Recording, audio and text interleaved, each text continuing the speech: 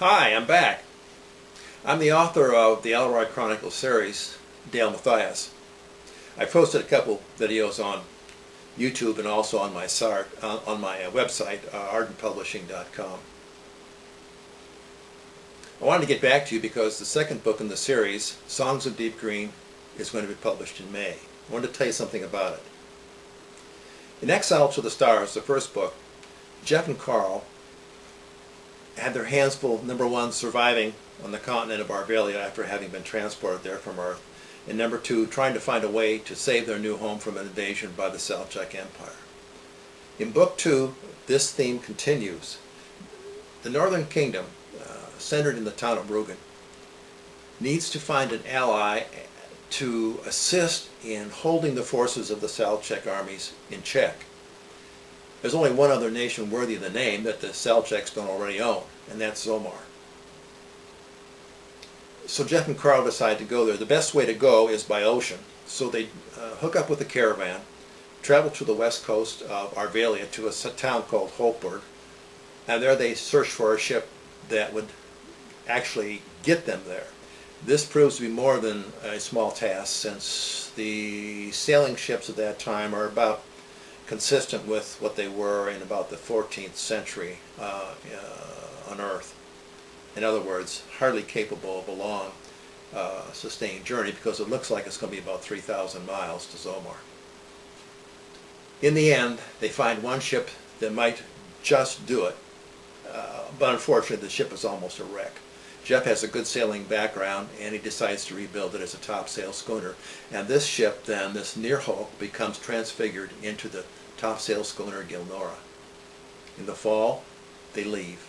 They kiss their lovers goodbye and head out into the great northern ocean of Aketi. Now, I've sailed both coasts of the United States, from Long Island Sound offshore up to about Martha's Vineyards, about as far as I got, and unfortunately I ran out of time. And on the west coast, from southern Puget Sound north to Desolation Sound in Canada. Going offshore is quite an experience, but when I went offshore I was with charts, with compass, with radio direction finder, etc., etc. When Jeff and Carl go out onto the great northern ocean, they have nothing. They have a good ship under them, and that's it. They know they have to go well offshore to keep from being blown by a storm of any sort onto the rocks of the coast that's just to their left as they head south. This is an adventure story of the first stripe. The first person who read the rough draft after reading it said that he planned to take up sailing. I think anyone who's ever dreamed of sailing will love this book, or anyone who's been on the ocean, I think, will find it intriguing. I've done my very best to make it absolutely accurate to the way things would be. Jeff and Carl, with no more instruments than the great explorers of our own Earth had, find a way to go to Zomar, and they get there. Along the way, they discover in no uncertain terms that the oceans of Aketi are in no way similar to the oceans of Earth. Not in the appearance, not in what makes up the oceans, and not certainly in the creatures and the marine life that exists there. What it boils down to is they discovered that, at least on Aketi, there was no great asteroid strike. I think you can figure it out from there. They're almost to their goal of El Harad in Zomar when a great storm blows them far south. In fact, it blows them entirely off the map.